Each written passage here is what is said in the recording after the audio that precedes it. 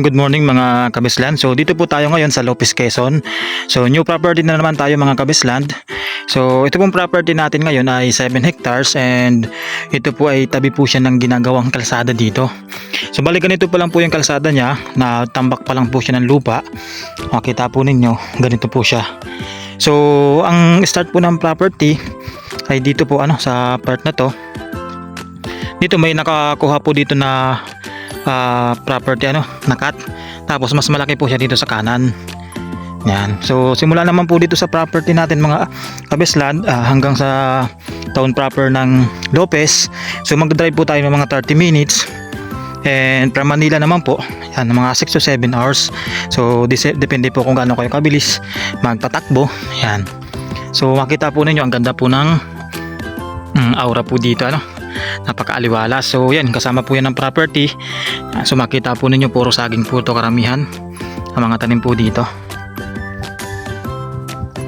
Napakaganda po dito. Sa ngayon po mga kabislan hindi pa po pasok yung sasakyan dito. Po. Yan. So doon pa lang po sa may cemented road pwede nyong pasukan. Pero pagdating po dito, kasi nga ito ay bagong tambak lang, so ginagawa pa kasi yung kalsada, so hindi pa siya masyado, So ito po mga kabisland, overlooking din po siya. Ang ganda po niya. So ito po siya, kita po ninyo. Yan.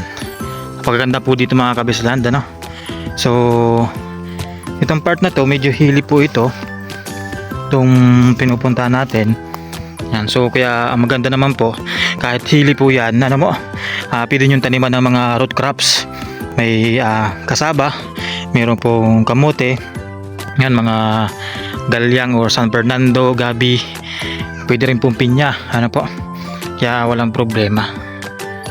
So sobrang ganda po dito mga kabisland. So ito po ay 7 hectares. Yan, andun po siya, kita po ninyo, punong-puno po siya ng niyog, po.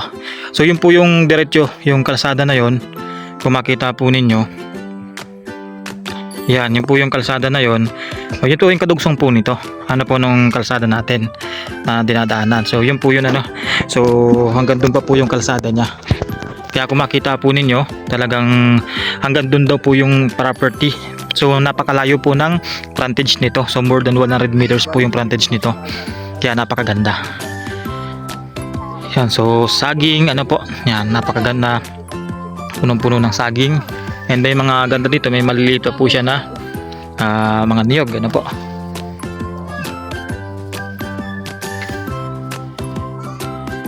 So ito po, meron po siya ditong bahay. So ito naman po ay may usap na po sila ng may-ari. So wala naman pong problema. Po, ito po siya. So yan yung pwedeng yan po yung kausapin nyo para sila yung magbantay rin ng property kung kayo naman po makakabenta. So yun, so depende po sa usapan, po, pero yung may-ari naman na po ang bahala sa kanila. Ganda nito mga kabisland, po, napakaganda ng lugar. Magandang umaga po. Ayan po, ayan po, napakaganda po. So ang may-ari po nito mga kabisland ay Madre, po. So sa ngayon tax declaration pa lang po yung hawak, pero meron po itong titulo, so kukunin pa lang yung katiwala dun sa kumbento, po. So, kasi nandun po sa Madre yung titulo. Then ang maganda naman po dito, yung tax declaration niya, meron na po siyang confirmation na meron pong title, kasi meron siyang title number. Yan. So pero makukuha naman po yung pinakatitulo po nito, kaya no worries po, Yan. So ito po ito po palusong po siya ng konti. Yan, so the best talaga lang siya sa mga root crops. So maganda naman po kasi kung halimbawa ay mahilig po kayo magtanim, so kahit palusong po yung isang lupa is hindi naman po masasayang yun, kasi mapapakinabangan po yun. Yan.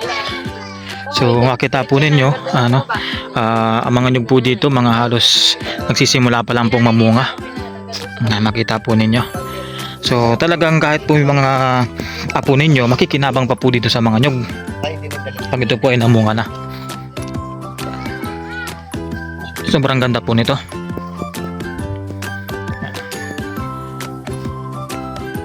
Kita po ninyo ang ganda. So ang estimate po dito na yung mga kabisland, ano po? So nasa 1,200 ano po na puno ng nyog, yung maliliit, ano po.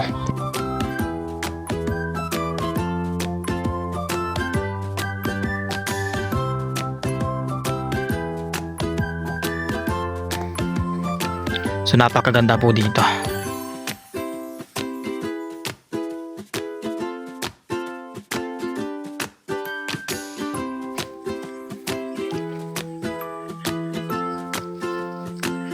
So kung gusto po ninyo na mga kabisland, ano, sa mga buyer natin dyan, kung gusto po ninyo ng medyo mountain yung ano, yung tirahan nyo, yan, yung pasok na pasok yung hangin, ano, yan. So ito bagay na bagay sa inyo, yung mountain aura, ano, yan, ang ganda.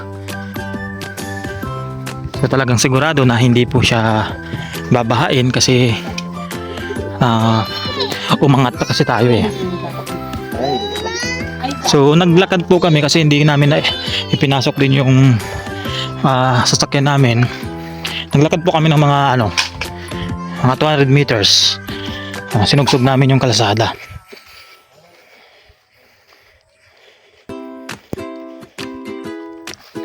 Yan, so puntahan po natin yung kalsada, no.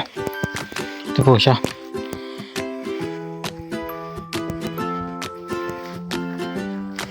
So ito po yung kalsada na ginagawa. Yan. Ang ganda po nito.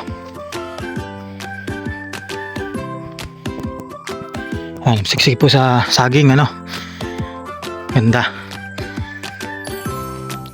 So wala pong problema sa daan dito kasi kakatapos lang ng eleksyon ng barangay and bagong project na naman po ito ng barangay, ano.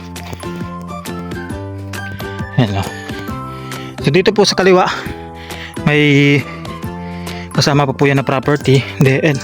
Dito po sa kanan ng kalsada meron din po. Mas malaki po dito sa kanan.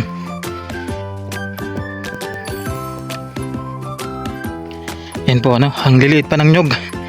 Ang ganda. Ito po siya.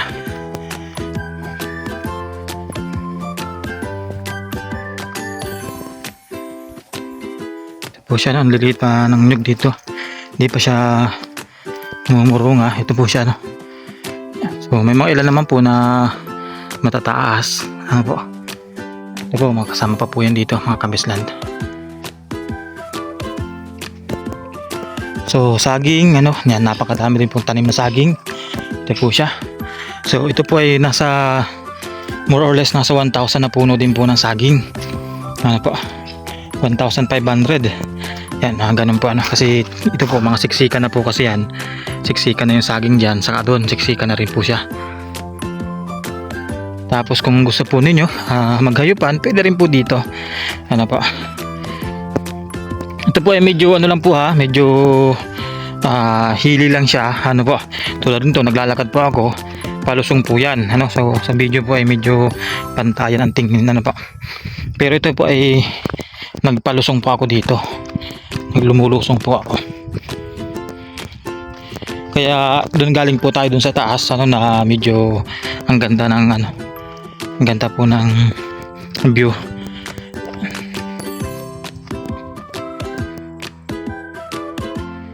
So ito po, kasama pa po itong part na to, ano, itong mga nyugan po dito, kasama pa po yan. So kita po ninyo, ang dami na rin naman namumunga na nyug. Yan, may mga hardwoods po dito, mga kabisland, oh. Kita po ninyo, ang ganda. So yan, sahab ko po to ng property. Ito po yung medyo kapantayan na siya. Nasa baba na tayo, mga kabisland. Kapantayan na siya dito. Yun po yung paangat kanina, yung daan. Ito kapantayan na po dito, ano po. So marami naman pong spot na pwedeng gawan po ng kubo-kubo or rest house para pag bibisita kayo dito at gagawin nyo itong farm, meron kayong matutulugan. Ganda po dito. So ito kasama pa po yan ng property. Itong part na yan. Saka yun, yung maraming nyug na po yun. Yan, halos talagang sakto lang po yung laki po nila. Ganda, may mga puno po ng anahaw, lapad. Ganda nito mga kabisland, ano? So ito po palang property ay 7 hectares, tapos binibenta po ng may-ari sa halagang 50 per square meter lang. Napakamura na po noon. Ano po? So 3.5 million, ano po? Yan. Ganda po nito. Yan, so yan, ito pong ano, dami po itong nyug, oh. Sobrang ganda. So medyo madamo lang po talaga dito, ano? Kaya hindi natin makita masyado yung nyug, pero tingin tayo dito. Sama pa po ito. Ito po siya. Yan. Tingnan natin. Yan. Yan po siya. Yan. So very productive po yung property mga kabisland. Kaya talagang hindi masasayang yung pera nyo. Hindi maghihintay. Ano po, ang oras, hindi kayo maghihintay ng oras para kumita kasi pagbili po ninyo ng property, automatic pwede na kayong kumita sa products pa lang na binibigay nitong property. So ito po ano, yung kalawakan ng property. Yan po siya. Yan. So nandito na po yung madaming nyug. So silipin natin. So kung gusto po ninyo ano na makita itong property mga kabisland, so pwede po kayo mag-message sa ating YouTube channel. Ayan, sa ating Viber number and WhatsApp number.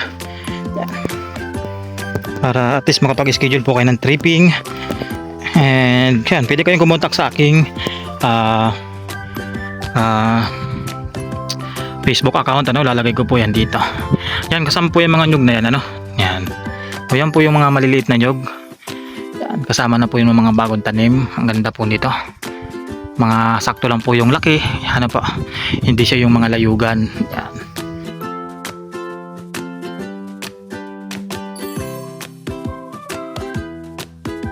Yan, tulad yan, mga ganon. Mga mabababa pa po yun. Tapos meron po siyang ganito, ano. Yan. So, pwede na kayong kumuha dyan ng pangbubong. So, yun mga kabisland. Hanggang dito na lang po tayo. So sa pagdating po pala sa kuryente, ano, bago tayo matapos kasi nalimutan ko. Pagdating po sa kuryente, so naandun po sa may labasan kasi yung linya ng kuryente dito. Ano po? So doon po kayo pwedeng mag-connect. Yan, kasi ito po kasi ay parang ano lang siya, parang bagong gawa lang na daan din. Kaya yung linya ng kuryente is wala pa sa part na to. Pero pwede po kayo mag-connect doon. So ganun po mga kabisland yung wire natin dito, no? Yan, so yan po siya. So bali ang mangyayari lang po, ano, so kasi yung mga bahay po sa ibaba is meron na po silang kuryente doon sa baba po ng property na yon. Then sila naman po yung nag-connect po sila doon sa isang ganito. Ano po, so bali kung halimbawa magkakaroon kayo ng kuryente doon, magpapakabit kayo, so meron po doon mga 400 to 500 meters, ano po, yung pwede nyong pagkabitan ng kuryente. Yan po siya, kaya maganda po, ano. Dating sa tubig po, ayan, normally naman talagang ano lang po dito, deep well. So ito mura lang pong binibenta kahit na kami siya ng kalsada, ano po, kasi bagong gawa lang din po yung ano, kalsada. Pero expect po ano na pwede pa itong tumaas kasi pag naayos na itong kalsada ay na-develop na rin yung lugar. So yun po yung taas niya. Tingnan po natin yan. So yun po, ano, kung meron po akong hindi na sabi na information, nakalimutan, kung meron po kayong mga questions, pwede po kayong mag-message lang sa akin, ano. Feel free to ask po. Yan, sasagutin ko naman po kayo. Mas na ako po ay nabakante sa gabi, karamihan pwede po tayo magtawag, mag-call, ano po. So hanggang dito na lang po mga kabisland. God bless po sa lahat. And ingat lagi.